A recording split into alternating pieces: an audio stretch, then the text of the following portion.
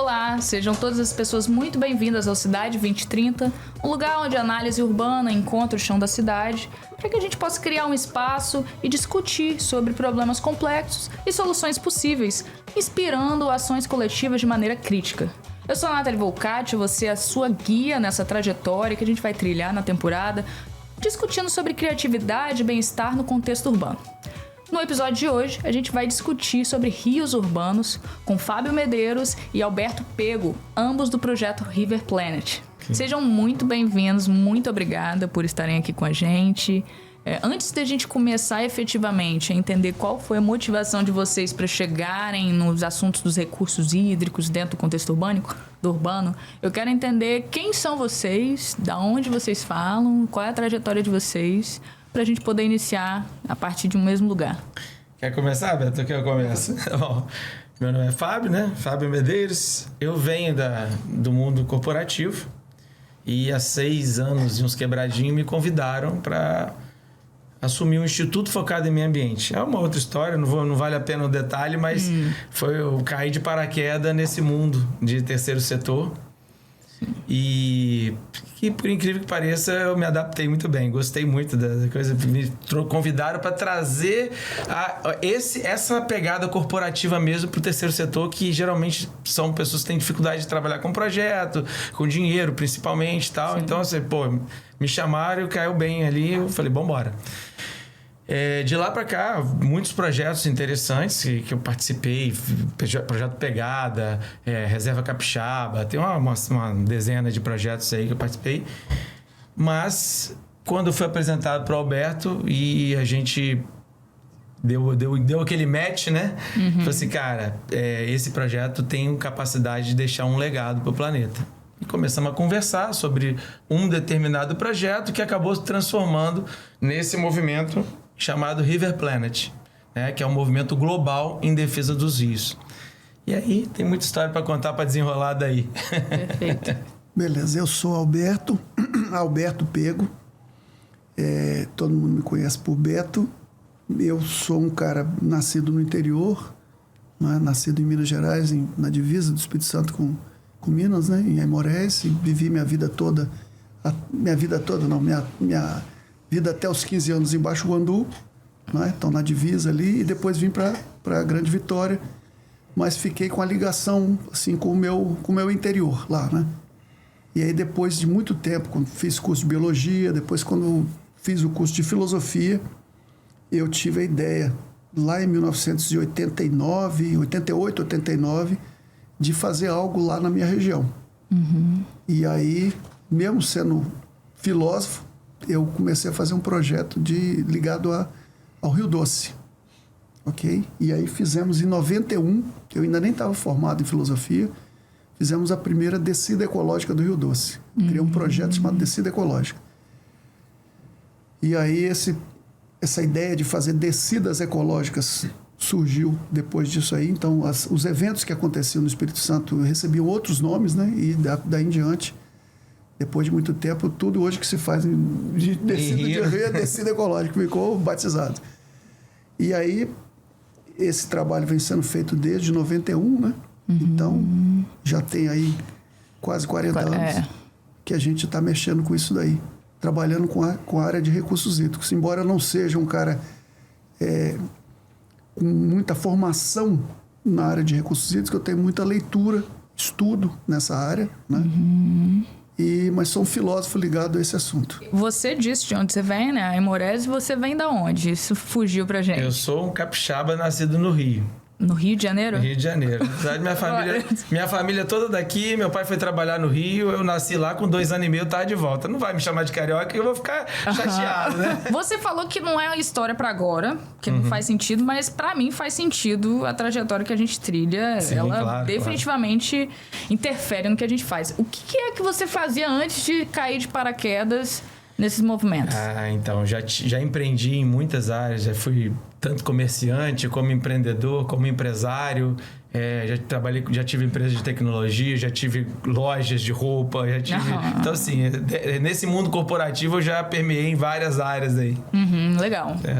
Então você consegue realmente lidar com contextos diversos, complexos e Sem necessariamente ter um roteirinho ali, né? Sim, por aí. Entendi. Mas antes eu queria que vocês traduzissem pra gente o que é River Planet e por que especificamente trabalhar com rios. Assim, eu queria que vocês pudessem dizer através das palavras de vocês, né? O que são rios, por que eles são importantes e como vocês trabalham principalmente no contexto urbano agora, né?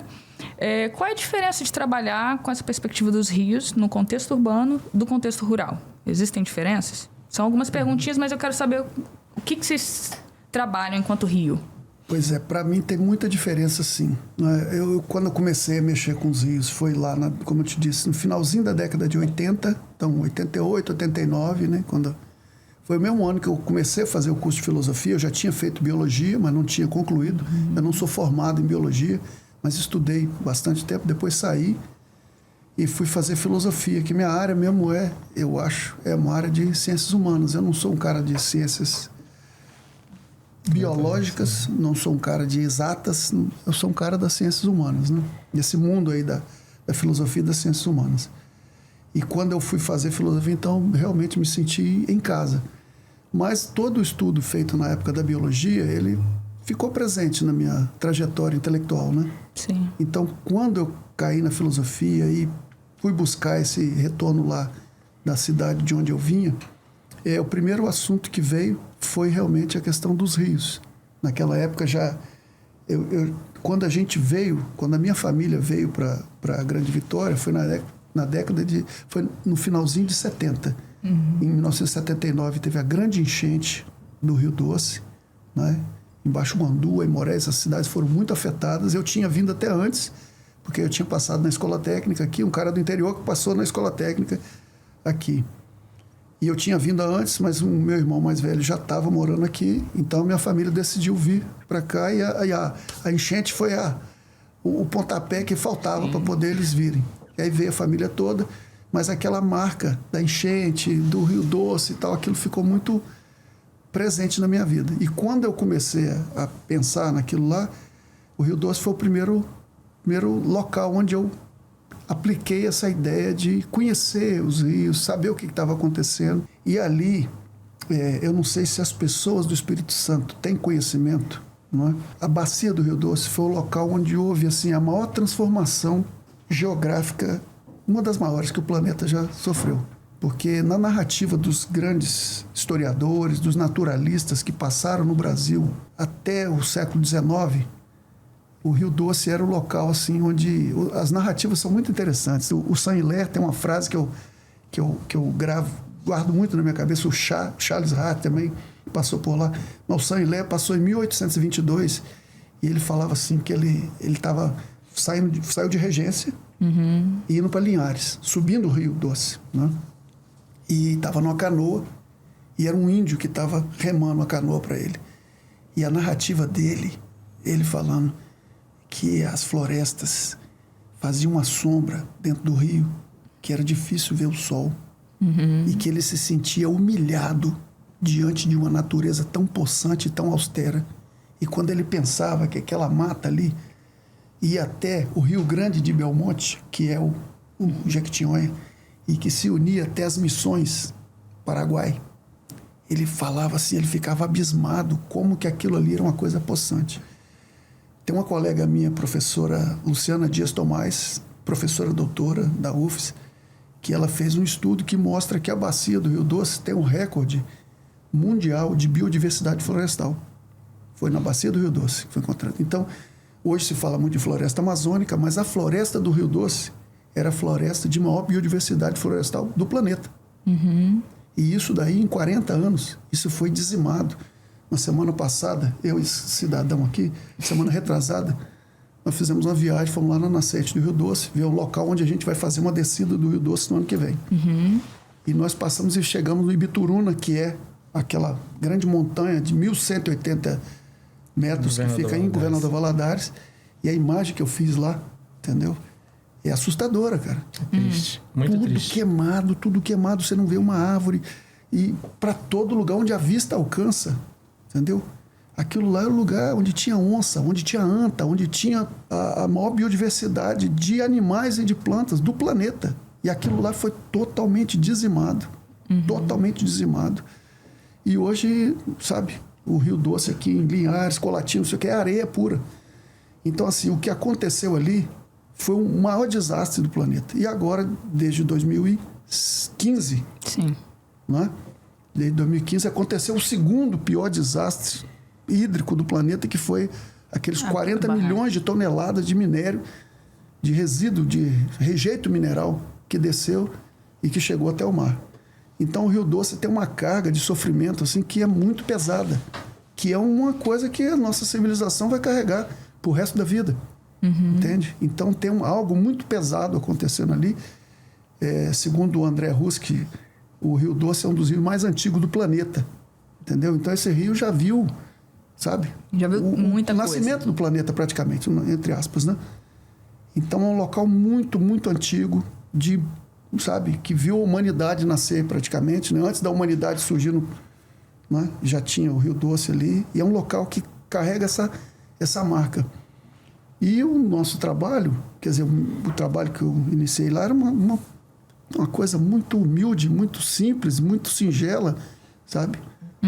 Tentando falar, desculpa, porque a nossa civilização fez uma porcaria muito grande aqui, e esse local aqui é um local de culto, sabe? Sim. Que tinha que receber todas as homenagens, toda a honra, e a gente, sabe, cuspiu Sim. naquilo lá. Então agora precisa ser feito algo muito sério, contínuo, entendeu? De várias gerações para poder aquilo lá voltar a ter a beleza e a fartura que tinha no passado, né? Sem que seja necessário expulsar a população que vive lá.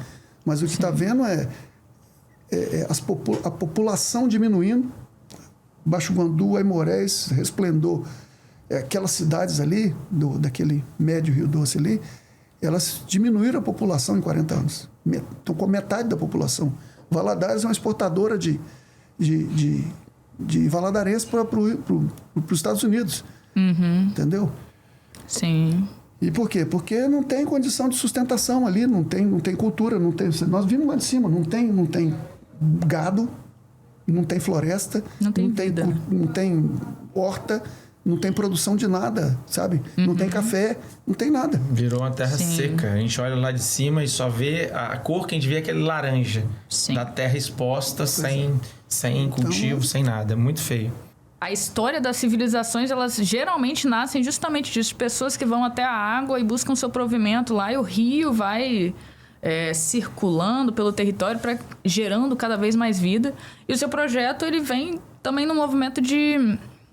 se as pessoas estão saindo, inclusive também estão sendo expulsas, né, por causa desses desastres, o seu projeto é um movimento de retornar essas pessoas a essa conexão com o rio, assim, né? Porque por mais que as grandes empresas estão prejudicando esse meio ambiente, ainda assim é importante para as ações delas, para os movimentos delas, para as operações delas.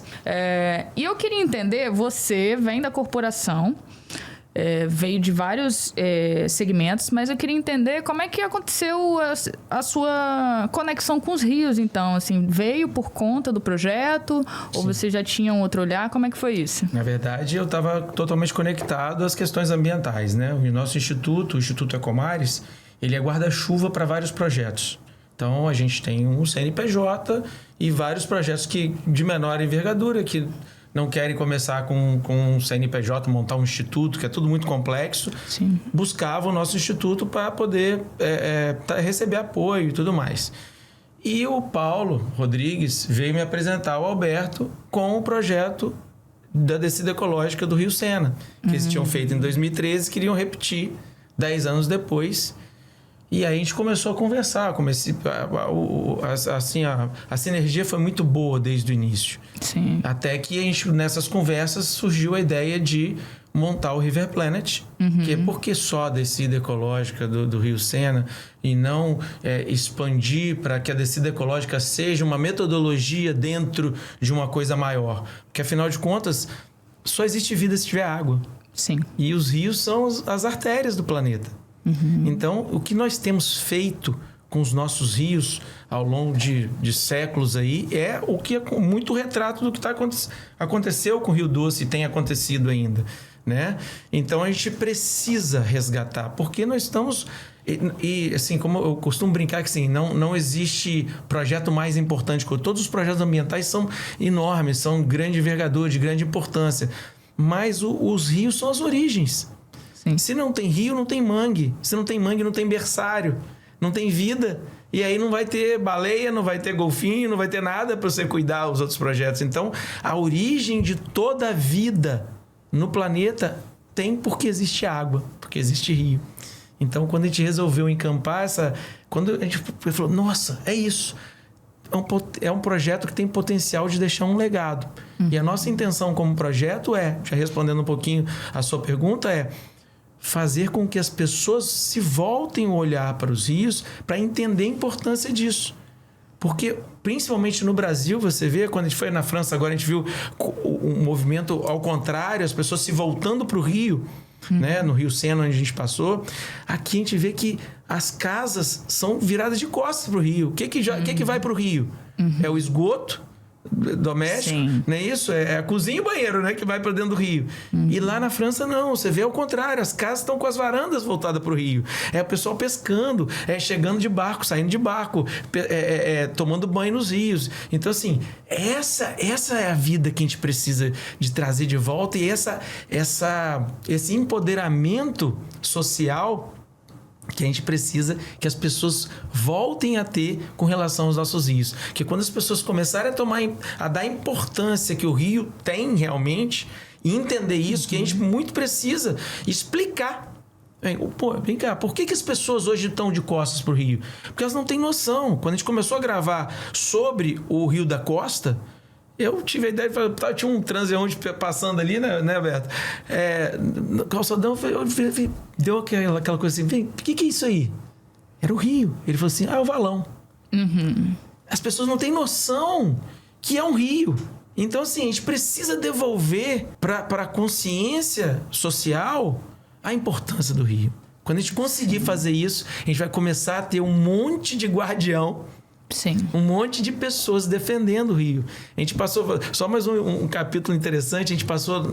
quando estava gravando na França, né? A gente tinha os diários de bordo. Foram 3 pessoas. Eu, o Beto e o Matheus, que era o nosso cinegrafista.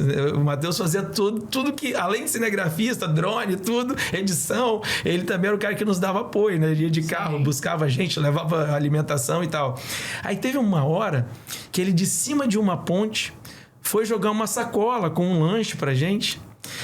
E tinha um casal de idosos do outro lado que não viu a gente embaixo. Quando o Matheus foi jogar o saco... Não, pelo amor de Deus! Em francês, claro, né? Não pode jogar, ficaram revoltados. Ou seja, você via que ali tinha 2 guardiões e pessoas que viveram o Rio Sena poluído. Houve uma mudança de mentalidade na população da França. Sim. Quando viu uma pessoa, não pode jogar lixo no rio. Olha que interessante. A gente precisa, com o River Planet, que esse é um dos nossos ideais, mobilizar a população para que eles comecem a tomar consciência da importância dos rios, para que possam defender os rios. Incrível. Eu tenho um projeto cultural, Outros Mangues e Pinguelas. Porque eu moro lá no bairro Grande Vitória, que é uma região periférica que fica às margens da rodovia Serafim-Derense. Então, ali é o deságue do Rio de Santa Maria, Bubu, etc. E tudo mais. E foi muito interessante você trazer isso das casas estarem viradas para o rio, né? E como a gente vai utilizando as águas como depósito dos nossos lixos. Isso me fez lembrar justamente da pesquisa que eu mobilizei por causa da cultura, né? E eu queria muito... Eu quis fazer a pesquisa porque eu queria muito entender por que as pessoas... como que as pessoas utilizavam os mangues, né? Quais usos e quais sentidos elas davam. Porque, bom, ali é uma das poucas regiões... ali na parte urbana, que tem área de preservação no manguezal, só que as pessoas jogam lixo, assim, e elas, inclusive, associam o mangue ao lixo, né? Inclusive, nas entrevistas surgiram isso de, tipo, o próprio processo de ocupação. Então, elas tinham que conviver junto com o lixo, junto com o mangue. E aí, para aterrar, usavam também o lixo. Então, consequentemente, essa relação entre mangue e lixo foram se dando. As pessoas, elas não têm consciência de que se a casa delas estão o mar, a maré enche e aí vai para casa delas, elas não conseguem compreender que isso também é fruto do desmatamento do mangue, né? E também consequência dessas violências com o mangue. E eu queria entender, então, vocês têm esse propósito de conscientizar. Eu queria entender, antes da gente aprofundar algumas outras coisas, que para vocês, quais são os motivos, assim, o que acontece para que as pessoas façam essas associações e se desconectem dessa maneira? Quais são os equipamentos, instituições ou mesmo, enfim, condicionamentos sociais que fazem com que a gente perca essa conexão com as águas? O que vocês acham que interfere nisso? É uma questão, assim, que eu acho que quem é que pode, quem é que teria capacidade intelectual de responder algo como isso daí? É difícil, porque envolve muita coisa, né? Então, mas eu gosto, porque a filosofia gosta de ser desafiada, né? Gosta de perguntas complexas, que exigem respostas que são complexas. Eu acho que tem um elemento, pelo menos, que é importante. Vamos falar do caso de Vila Velha, que é um caso que eu já tenho, talvez, assim, memória numérica dela. Vila Velha foi a primeira cidade ocupada pelos portugueses, pelos colonizadores aqui no Espírito Santo, né? Então foi lá em 1535. 1535. Então vamos fazer uma passagem. 1535, 1635, 100 anos. 1735, 200 anos. 1835, 300 anos. 1935, 400 anos. Vila Velha levou 400 anos para ter em torno de 17 mil habitantes. Esse é se você pegar o censo populacional de Vila Velha em 1935, 1930, né? Depois tem 40, é de 10 em 10 anos. Uhum. Mas em 1935, Vila Velha tinha em torno de 17, 18 mil habitantes. Beleza? Então ela levou 400 anos para ter 18 mil habitantes. 18 mil habitantes espalhados no território de Vila Velha, ao longo de 400 anos. Então, assim, é pouca gente e esse pessoal foi aprendendo como é que era o comportamento da natureza. Uhum. Porque um rio, isso é uma coisa importante da gente observar, como é que um rio, ele não é uma torneira que sai água numa mesma pressão, no mesmo volume, o tempo inteiro. O rio, ele é sazonal, né? Então, numa época ele está um pouquinho mais fraco, pouca água, na outra época ele está com muita água Então, quando a pessoa mora perto e observam, a pessoa e a família dela moram há muitos anos, 2 gerações, 3 gerações, a memória da sociedade registra isso, não faz sua casa lá, não, porque agora o rio está estreitinho, mas vai chegar uma época que o rio vai alcançar aquele lugar lá. Uhum. Então, vamos morar sempre na região mais alta. Só que Vila Velha e a Grande Vitória sofreu um processo durante o século XX de superaglomeração. Então, hoje a população de Vila Velha é de 500 mil de habitantes. Então, se ela levou 400 anos para ter 17 mil habitantes, como é que você explica que daí a 10 anos ela estava com 35, o dobro? Daí a 30 ela estava com 90, mais 10 anos ela estava com 170, mais 10 anos ela estava com 235, mais 10 anos ela estava com 300 e tanto, entendeu? 2035 nós vamos completar 500 anos, não é isso? Começou em 1535. Quando chegar em 2035 nós vamos estar em 500 anos. Então, em 400 anos ela junta 17 mil habitantes e nos outros 100 anos ela junta quantos? 10 vezes mais? 15 vezes mais? 30 vezes mais. Quando esse povo chega do interior, Bahia, Vale do Rio Doce, que é o local, porque quando a floresta do Rio Doce acabou e eles botaram o café, ainda teve o processo da erradicação do café, que foi os nossos amigos aqui, que são São Gabriel da Palha, que é lá da Bacia do Rio Doce, né, também. Aquela região ali, na década de 50, 60, ela teve uma expulsão de gente do campo. Muitos analistas, tem vários pesquisadores aqui da universidade até que falam disso, que isso foi uma coisa planejada, que foi programada para poder criar o cinturão de um cinturão de trabalhadores disponíveis na região metropolitana para poder trabalhar no grande processo industrial que teve aqui com o Vale, com o CST, com Aracruz, com essa coisa toda que está aqui organizada em toda a região metropolitana. É o mesmo processo que aconteceu na Lei de Terras na Inglaterra também, mas isso aí já no século, na região na época medieval, né? Do medievo pro período moderno na Inglaterra. Quando a Inglaterra passou pela Revolução Industrial, 1750, teve uma lei de terras algumas décadas antes, que expulsou a gente do campo para poder encher Manchester, Liverpool e Londres de trabalhadores disponíveis para poder se submeter àquela situação que os trabalhadores, mulher grávida, trabalhando dentro de máquina movida a vapor, aquela fumaceira toda, gente morrendo, sabe? O grande ditador cita isso aí, o filme do Chaplin mostra de modo cômico como é que era. Grande ditador não, tempos modernos. Isso. Mostra como que era a vida do trabalhador inglês submetido à Revolução Industrial. Então, algo pula 300 anos, né? É o que aconteceu no Espírito Santo, na década de 60, 70, que é quando os grandes projetos industriais foram feitos aqui. Então, tinha uma mão de obra vasta na Serra, Vila Velha, Vitória, Cariacica, que estava aí disponível para poder. E de onde veio esse povo? Veio do interior do Espírito Santo, veio da Bahia. E esse povo, quando chega aqui, não tem poder público com planejamento suficiente para dizer aqui pode, aqui não pode. Ocupa onde der. E ainda mais que vem sem grana. Então, ocupa nos mangues, né? Lugar de toda a pobreza. Não é isso? Você exatamente. Você conhece o filme do Hamilton de Almeida? Resistência. Entendeu?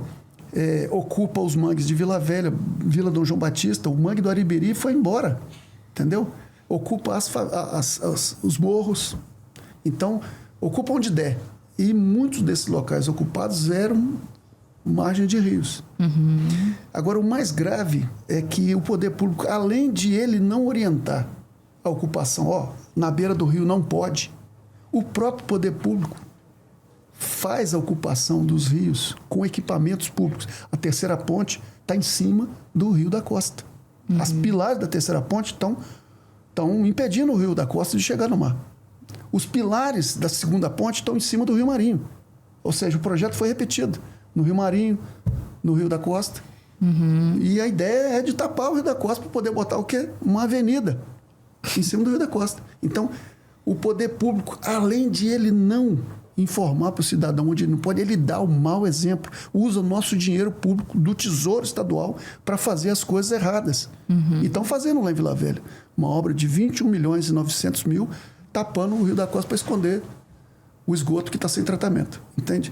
Então, assim, é o nosso dinheiro sendo usado contra nós. Entende? E eu acho que esse tipo de coisa tem que ser falado, tem que ser conversado, não com ódio, não com raiva, mas mostrar que isso aí, a sociedade precisa ter um aprendizado, não é? Porque isso tudo vai ser retirado no futuro. Esse dinheiro vai ser jogado fora. Daqui a 20, 30 anos, talvez não sei se eu vou ver isso, né? Mas você com certeza vai ver. Que é o que foi feito lá em Seul, não é? Sim. No rio Chongqing. Lá no rio. O rio era totalmente coberto. Hoje virou uma pérola da cidade. Entendeu? Local de visitação, o pessoal vai para a beira do rio para poder se alimentar. O Canal da Costa vai virar Rio da Costa de novo daqui a alguns anos. As pessoas vão para a beira do rio, entendeu? Aquela coisa vai ser mudada, o que está tapado vai ser retirado.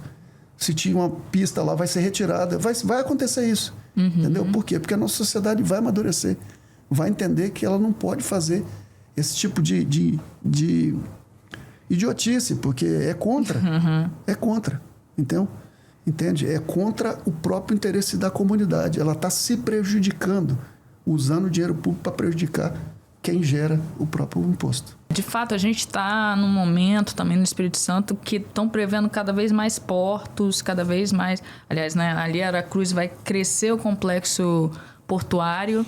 E isso também mostra um problema iminente, né? De que cada vez mais as regiões costeiras vão serem cada vez mais prejudicadas e Digo de paisagem porque o maior ativo da região metropolitana da Grande Vitória é pensar esses recursos ambientais como paisagem, mas aí a gente vai excluindo cada vez mais, sujando cada vez mais. E eu queria entender... Primeiro eu pensei muito, você trouxe da Revolução Industrial, e eu fiquei pensando nisso na França, aqui no Brasil, porque eles viveram a poluição lá e agora eles estão valorizando. E aí eu fiquei pensando, será que a gente vai passar por esse processo também, que vai ser poluído e aí vai chegar um momento, assim, ao máximo, né? Vai chegar um momento que a gente vai valorizar, porque como você disse, a natureza, ela eminentemente vai tomar o que é para si, assim, né? E o que a gente vai tentando fazer é como mitigar... Os efeitos nocivos que a gente tem feito e como isso vai vir de consequência para as nossas ações. Mas eu queria entender, primeiro, qual é a importância de uma descida ecológica? O que consiste descida ecológica e qual é a importância dessa descida dentro desse contexto? A descida ecológica é uma metodologia brasileira onde você tem uma visão de dentro do rio. Normalmente, a gente vê o quê? De fora do rio. Vamos olhar o rio. Aí você vai na margem e olha. Ou então, de uma imagem de satélite ou de drone, o que é que seja. A descida ecológica não. Você tem uma perspectiva hídrica de dentro do rio. Então, você consegue enxergar coisas que de uma margem você não consegue. Você está vivenciando o rio. Então, daí um motivo da descida ecológica. O Beto, em 2013, fez uma descida ecológica no Rio da Costa, né, Beto? Dentro de um bote, junto com o prefeito, botou o prefeito e foi descendo lá o valão, né? Mas isso é interessante, essa metodologia, para quê? Para que as pessoas consigam enxergar. Muita coisa saiu dali. Daquele momento, ideias e que o próprio prefeito incorporou por conta disso, por ter entrado dentro de um barco e navegado no valão. Vamos colocar assim no valão. A gente dói até um pouco o coração quando fala valão. A gente está defendendo os rios e a gente sabe que ali é um rio, né? Mas a perspectiva de dentro do rio dá outras visões sobre o que precisa ser feito com outras perspectivas. Por isso, descida ecológica. Entendi. E como é que a descida ecológica sai do Rio Doce e vai parar na França? Então, essa eu respondo também, você falou. Tô calado, tô só te ouvindo. Na verdade, a nossa legislação de recursos hídricos do Brasil é inspirada na legislação francesa.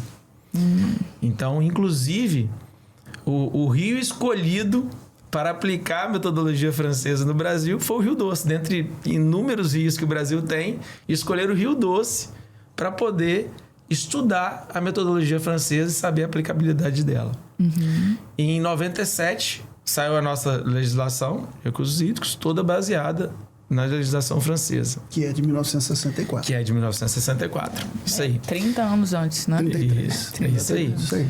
Aí, essa foi uma das motivações de ir para a França. A outra motivação é o que esses caras fizeram que, de 102 anos de interdição do Rio Sena e dentro de Paris para banho, de repente, um dos rios que foi um dos mais poluídos do mundo, com 830 quilômetros de extensão, tornaram eles balneáveis, o rio balneável de novo. Dentro de Paris. Então, a gente também foi com essa perspectiva. Além de outras questões. Por exemplo, o que a agência do Sena, a agência de águas do Sena, está fazendo para atingir esse sucesso? E a gente foi lá em missão também para conectar o governo do Estado do Espírito Santo com a agência do Sena. Coisa que a gente tinha alcançado em 2010. Em 2010, das nossas incursões lá, principalmente o Beto, nessa época eu não estava ainda no projeto, né? Nós conseguimos que a agência do Sena estendesse a mão para fazer um acordo de cooperação com o Estado do Espírito Santo. E aí, por conta de problemas políticos, trocou o governo e tal, eles ficaram com a mão estendida e a gente perdeu essa oportunidade. Então, a gente foi lá também para fazer essa nova conexão, para tentar reaver esse acordo de cooperação. E aí, dessa vez, o governo mandou uma pessoa lá, né? O Guerino Balestrassi estava lá para poder representar o governo e levar um termo de acordo de cooperação para que eles estudassem para tentar resgatar essa cooperação. Então foi protocolado lá esse termo e eles estão estudando lá para ver se eles dão essa segunda oportunidade para nós. Então tiveram várias questões que por que a França? Um rio do tamanho que é muito similar de extensão com o Rio Doce, que é nossa próxima descida ecológica vai ser no Rio Doce, em maio e junho do ano que vem. Estratégias de captura de resíduos sólidos. A gente viu várias armadilhas que eles recolhem para que os resíduos sólidos não fiquem boiando no rio, né? Que é uma coisa extremamente... Sim. Além de um prejuízo ambiental, é um prejuízo turístico, né? Aquela visão horrível. O que eles estão fazendo para que as cidades que estão lá em cima não poluam? Quais são as estações de tratamento? Como é que eles fazem isso? Então, tiveram muitas lições que a gente está trazendo agora, botando na mesa, né? E vamos falar assim, o que a gente vai fazer daqui para frente para trazer isso para ser uma realidade aqui dentro do nosso estado e no Brasil, porque a gente fala River Planet, é um movimento global em defesa dos rios. Futuramente, a gente quer que isso seja um portal das melhores práticas hídricas no mundo. O que está fazendo lá no Japão com relação a isso? O que está fazendo lá na Rússia? O que está fazendo lá na Índia? Teve uma solução interessante lá em qualquer lugar do mundo e a gente quer trazer isso para o debate para que a gente possa trazer benefícios para todos os rios. O Fábio tem uma história muito legal que ele falou. Ele foi na China. Conta a história do loteamento lá. Isso é interessante. Quando eu fui na China em 2012. E aqui... Quando a gente pensa em loteamento, a gente pensa o quê? Se tiver luz e água, o loteamento é bom, né? Sim. Lá era luz, água, estrada, e uma retroescavadeira cavando assim. Eu falei, que diabo esse negócio tá fazendo aí? Aí o outro falou, são canais. Para fazer com que chegue transporte fluvial... nos bairros. Ou seja, estão pensando em transporte, estão pensando em aproveitar o rio dentro do bairro. E aqui a gente está tapando. E Vila Velha, que já tem os rios dentro da cidade, como Amsterdã tem, porque quando a gente faz... Vila Velha é a Veneza, só se fala isso do ponto de vista cômico, quando a cidade está inundada, né? Cobilândia, não sei o quê, é a Veneza capixaba. Mas, na verdade, já foi... um local de navegação, entende? Já foi um local de navegação. Aliás, a primeira transposição de bacia do Brasil foi feita no Espírito Santo, no rio Jucu. O pessoal que descia da fazenda Araçatiba, ao invés de ter que ir na Barra do Jucu, com a mesma trocar de canoa, pegar para o mar, não sei o que, chegar no Porto dos Padres, o Palácio Anchieta, ali atrás do Palácio Anchieta, os jesuítas descobriram lá, em 1712, que tinha jeito de fazer um canalzinho ligando o rio Jucu com o rio Marinho e já sair no centro de Vitória, praticamente. E diminuindo o percurso que eles tinham que fazer. A fazenda Araçatiba era a maior fazenda da costa brasileira, que produzia os víveres, alimentação, tudo que era consumido no centro de Vitória, em torno do colégio. Colégio Santiago, que hoje virou Palácio Anchieta, né? Ali tinha um grande colégio dos jesuítas, né? E tinha uma população da Grande Vitória que se alimentava com esse produto trazido de lá da fazenda. E aí os jesuítas, que eram muito, né, inteligentes do ponto de vista de engenharia, eles criaram esse canal. Então, assim, isso aqui já foi tudo navegável. Foi tudo navegável. E nós estamos andando para trás. Então, por isso, assim, tem uma parte da conversa que eu queria falar com vocês, que é essa parte da nostalgia. Né? Porque no passado os rios já foram um pouco mais navegados, pescados, balneáveis do que são hoje. Então, tem muita gente... Eu mesmo já tomei banho no Rio da Costa, em frente ao Shopping Praia da Costa. Eu passei lá na década de 80 e eu tomava banho lá. Então, na cabeça do pessoal mais antigo, tem uma certa nostalgia. No meu tempo é que era bom. No meu tempo é que era bom. Então, esse negócio do passado ser melhor do que o futuro é um negócio muito preocupante para as águas. Sim. O futuro tem que ser melhor. Não é? O futuro não é só... O futuro vai ser lindo porque vai ter tecnologia, vai ter... Já falamos sobre isso, né? Terrorismo. Sobre tecnologia, vai ter mais moto que anda no céu, entendeu? Tal. Metrô que não encosta no chão, tal, esse tipo de coisa.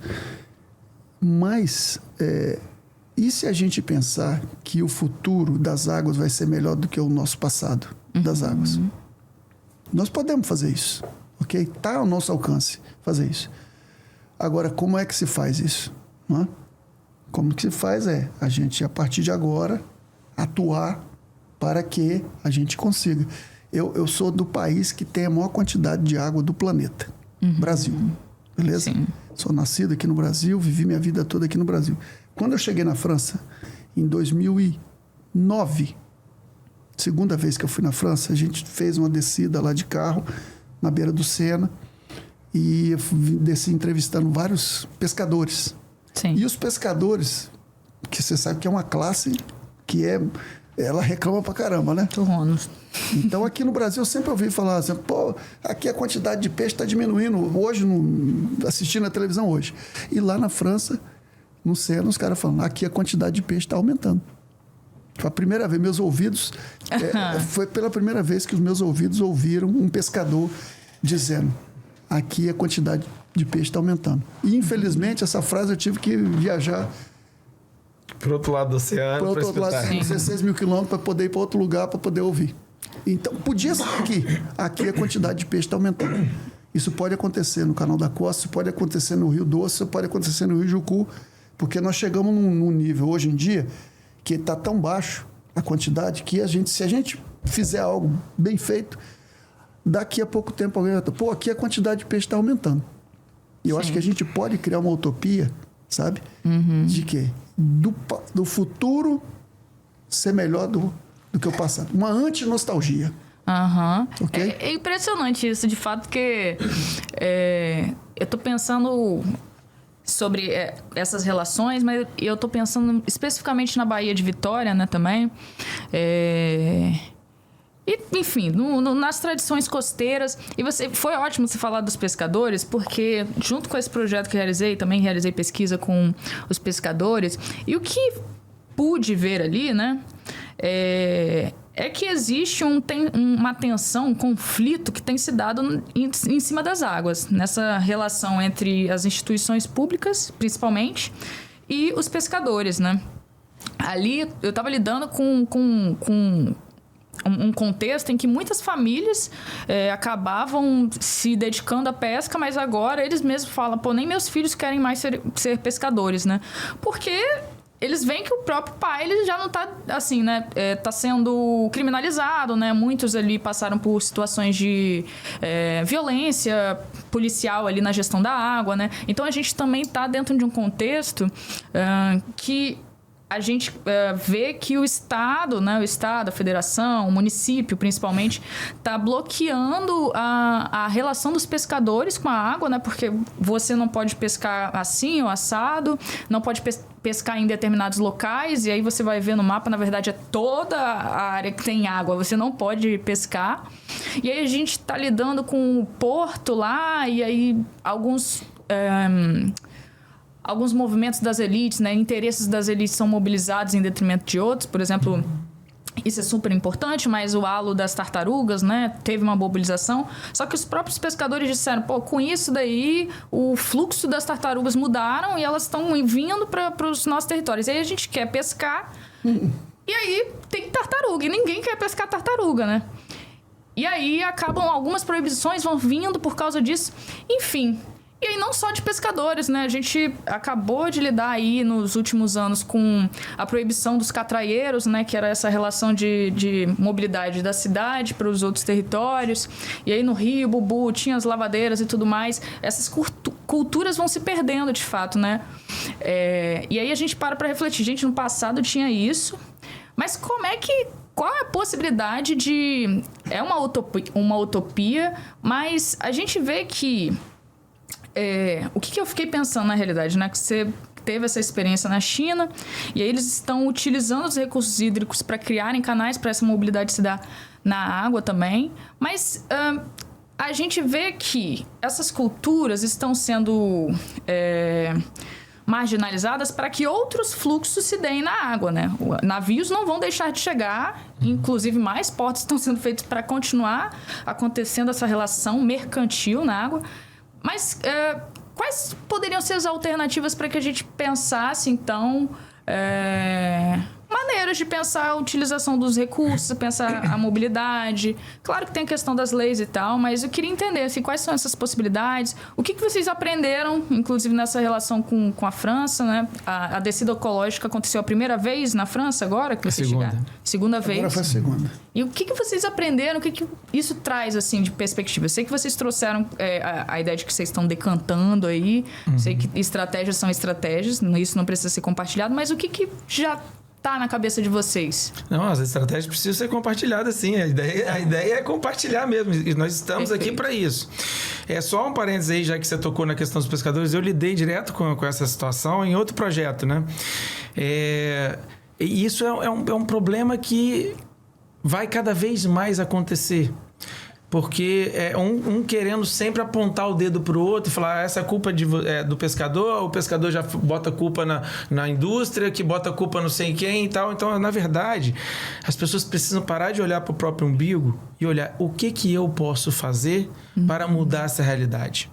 Então, assim, eu vivi muito essa situação dos pescadores, inclusive teve momentos até que fui mal interpretado, porque eu queria trazer a solução e às vezes fala, não, você quer atrapalhar a pesca. Não, a pesca é linda, é uma coisa milenar, né? Só que a gente precisa fazer algumas adaptações com relação à pesca para que seja...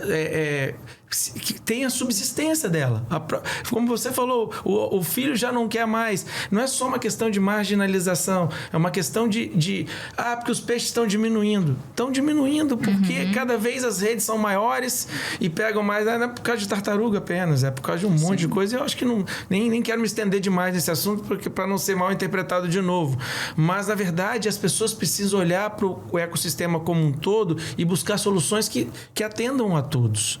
Existem métodos de armadilhas diferentes das redes de espera que podem ser utilizados e preservar a natureza, ter a pesca e preservar a natureza. Então, assim, por que na França, entrando no nosso... Por que na França começou a acontecer? Chegar no estado crítico, que talvez nós estamos chegando. O Alberto trouxe uma figura muito legal, aquela da placa na árvore. Conta como é que o francês lidava com os lixos. Conta um pouquinho sobre isso. Tem uma foto tirada de um filme francês que foi enviado para nós, para poder servir de base para o nosso trabalho. Uma placa lá nos arredores de Paris, em 1970, que dizia: favor lançar o lixo no rio. Uma placa pregada na árvore, que assim, tinha um local onde o pessoal armazenava o lixo, na beira da árvore. E aí o pessoal da árvore, de lá de perto, falou, um monte de lixo aqui. Pô. Pregaram a placa na árvore, favor, près de jeter les ordures dans la rivière. Por favor, lançar o lixo dentro do rio, para poder já carregar, não ficar esse monte de lixo aqui atrapalhando. Isso na década de 70. E eu te falei que a lei de recursos hídricos francesa é de 64. Então... é essa conjuntura que a lei pegou. A cabeça do francês nessa época falava que podia jogar o lixo dentro do rio. E hoje, aquele francês lá que viu a sacola... Pelo amor de Deus! Então, houve uma mudança. Aqui também está acontecendo essa mudança. E vai acontecer essa mudança. Nós temos condição, aqui no Brasil, de resgatar essa beleza que nós temos de um país que é o recordista de quantidade de água e também ser um recordista de qualidade de água. A quantidade de estações de tratamento de esgoto está aumentando. Essas estações estão removendo a mesma quantidade de esgoto que tem que ter. Então, isso tudo tem que ser vigiado, tem que ser fiscalizado, tem que ser observado. Mas ninguém pode negar que cidades... Marechal Floriano não tinha estação de tratamento de esgoto. Domingos Martins não tinha. Vila Velha tinha uma estação menor. Serra também. Então, assim, por onde passa... E agora com essa lei que obriga todos os municípios do Brasil a ter uma eficiência de tratamento de 90% até 2033. Né? Então, assim, a data está chegando, os municípios estão tendo que pular apertadinho, todo mundo. Né? E, assim, a situação vai melhorar. Porque, assim, eu tenho muita preocupação com o discurso ambientalista, que às vezes é muito catastrófico. catastrofismo. Não, o mundo está muito mal, não sei o quê, mudança climática vai acabar com todo mundo, tudo vai acabar em...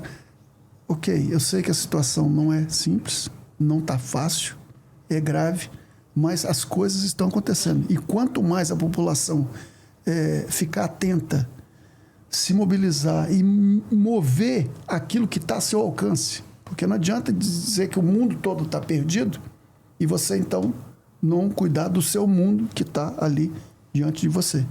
Então, se a gente conseguir fazer isso e fazendo onde a gente é capaz, né, nós temos grande chance de mudar.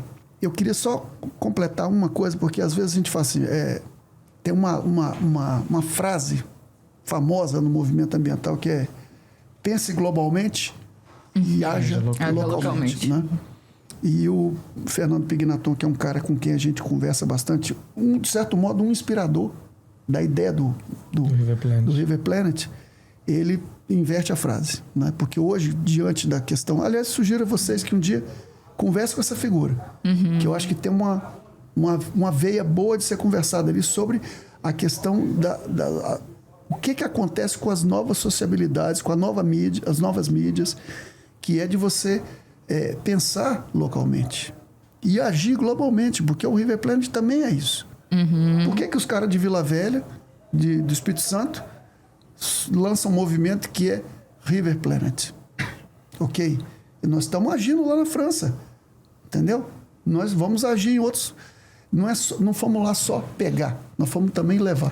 Já deixamos algumas sementes plantadas. Claro, nós fomos lá e eles ficaram espantados. Por que os brasileiros vêm aqui na França estudar? E a gente sabe que ao ir lá, a gente reforça a luta deles pela melhoria. Porque lá também existe uma batalha que está em operação nesse momento, ok?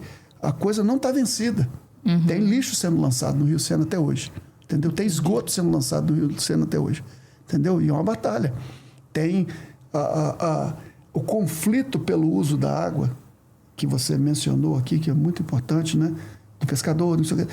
E esse conflito, a água é um bem tão necessário para tantas coisas, né? Que o uso compartilhado dela é o grande desafio. Então, lá na França, por exemplo, a empresa de transporte, o Sena é um rio que... É muito interessante isso. Você sai de navio do Brasil e atravessa o Oceano Atlântico e chega lá na boca do Rio Sena. Com o mesmo navio que você chega no Rio Sena, que é um navio oceânico, você consegue subir o Rio Sena 140 quilômetros. Ok? Se a gente fosse fazer um comparativo, digamos assim, o cara sai da França, vamos fazer o contrário. O cara sai da França e vem até Vitória. E aí, Gência?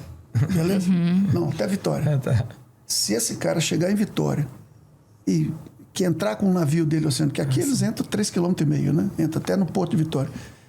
Ele poderia chegar a Brejetuba, sabe? Passar de Venda Nova do Imigrante, subindo, se tivesse um rio que... Se for lá em Regência, se for no Rio Doce, ele conseguiria chegar em Itapina com um navio oceânico. Ok? No passado já foi possível navegar o Rio Doce até Baixo Guandu, até um pouquinho antes de Baixo Guandu, mas era um navio chato, a vapor. Então, é diferente. Lá no Sena, não. É possível navegar o Sena com um navio oceânico, o mesmo navio que atravessa o Oceano Atlântico, chega até 140 quilômetros para dentro do Rio Sena. Como é que se faz isso? Né? Tem conflito. O pessoal de Rouen, o jornalista falou, aqui em Rouen, os moradores não pensam jamais em tomar banho no rio. Porque o rio é pensado como o quê? Como uma grande via de navios. Entendeu? É uma hidrovia apenas. Então, o uso não é totalmente compartilhado. Lá na França, a batalha continua. Ok? Um rio que tem condição sanitária de se banhar. Ok? Mas que as pessoas não se banham porque quem é o pessoal do navio manda no rio. Nós estamos vendo isso acontecer aqui na Grande Vitória. Sim. O pessoal do... Um dia vocês vão entrevistar também o pessoal da Federação de Remo. O esporte mais antigo da Grande Vitória, de Vitória, que os caras do Remo são os caras centenários. Náuticos. Entendeu? Do Álvares Cabral, do Saldanha da Gama, do Náutico, ok? É um esporte centenário. Sim. Hoje eles não estão tendo grande dificuldade para poder fazer as provas de remo na Baía de Vitória. Antigamente tinha arquibancada que era colocada na beira-mar. Sim. E eles estão tendo dificuldade porque a nova gestão privatizada do porto, entendeu? Está criando um monte de empecilho para eles. Então, como é que é o uso compartilhado da água? Os catraeiros que você falou que pararam de existir porque o porto já não dá condição de segurança. E, pô, a nossa Bahia é linda, cara. Tem um outro livro que eu vou te mencionar aqui, de 1558. Um cara chamado Pero de Magalhães Gândavo. Ele passou na costa brasileira, a pedido da coroa portuguesa, fazendo um mapeamento dos rios. Eu tenho esse livro. E aí ele entrava nas bocas de rios, olhando a situação dos rios. E quando ele passou no Rio do Espírito Santo, que não era chamado de Baía de Vitória na época, era o Rio do Espírito Santo. Ele falou que ele já tinha visitado os rios todos do norte, né? Amazonas, não sei o que. É o rio que tinha a maior quantidade de peixe-boi do Brasil. Um documento de 1558. Ele citando. O Rio do Espírito Santo, em português castiço, né? É muito interessante ver como é que eles escreviam, né, o português naquela época. O Rio do Espírito Santo é o rio onde se mais acha peixe-bois no Brasil. No Brasil, não, nessa terra do rei, que não era chamado de Brasil ainda. Muito interessante. E é o que? A Baía de Vitória. Sim. Você sabia que a Baía de Vitória tinha peixe-boi? Não. Você não sabia. E aqui não é só que tinha, é onde mais tinha. Foram extintos daqui. Ok? Então, e hoje está extinto. Pode voltar a ter? Pode voltar a ter, pô. Por que não? Entendeu? Sim. Lá no Sergipe tem um projeto de reintrodução do peixe-boi lá. Tá um trabalho muito legal. Né? Projeto Manati. Aqui pode ter também. Então, ou seja, mas para que fazer isso? Para botar o peixe-boi para ele morrer no esgoto que desce do Rio Marinho? Não. Então, vamos melhorar a condição dos nossos rios urbanos, ok? Canal dos Escravos, Rio Bubu, Rio Tanguá, Rio Marinho, entendeu? Rio Aribiri, Rio da Costa, não é? E vamos dar condição para a vida florescer. Nós temos não sei se é o primeiro, se é o segundo, não importa essa classificação, um dos maiores manguezais urbanos do planeta. Sim. O maior manguezal. Apesar de toda aquela agressão que você mencionou, do local onde você mora hoje em dia, né, que já foi muito maior ainda o mangue, mas ainda é. Entendeu? Ainda é um lugar incrível. Do planeta. Sim. Tem lugar onde você navega ali, a gente faz uma prova chamada Volta Ecológica do Baía de Vitória. Todo ano. Esse ano vai ser no dia 30 de novembro. Convido vocês a participar do lugar num barco, sem pagar. Olha só. Volta Ecológica do Baía de Vitória. Tem lugar onde você faz o percurso que você não ouve barulho de carro, você não ouve barulho de nada. Não vê prédio, não vê casa, não vê edificação. Entendeu? Você está no meio de uma mata de mangue, entendeu? Só ouve passarinho, só. A gente costuma brincar também que a gente mora numa ilha, né? Sim. Normalmente quando a gente pensa em ilha, a primeira coisa que a gente pensa é uma ilha. O que eu vou fazer? Vou dar a volta na ilha, né? Não, mas se você perguntar quantas pessoas já deram a volta na ilha? Já deu a volta na ilha? Não, por via da água, não. Então, nunca. Eu não sei nem se eu já andei e olha que eu moro num bairro que é de pescadores e eu não sei nem se eu já andei de barco. Pois é. Então, tá nem convidado. da minha costa. Tá convidado. Com certeza.